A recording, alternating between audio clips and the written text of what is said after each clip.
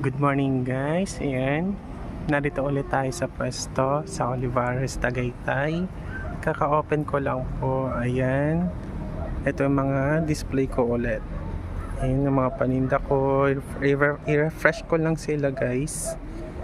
Ayan. Kasi malapit na po ang December. Ayan guys, mga pambata ang mga paninda ko. Ayan. Kaka-open ko lang guys kasi tinanghali ako ng gising. Alas 9 na ako nag-open. Ayan.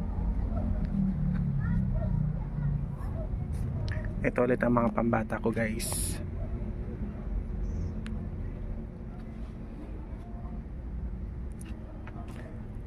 Ayan guys. So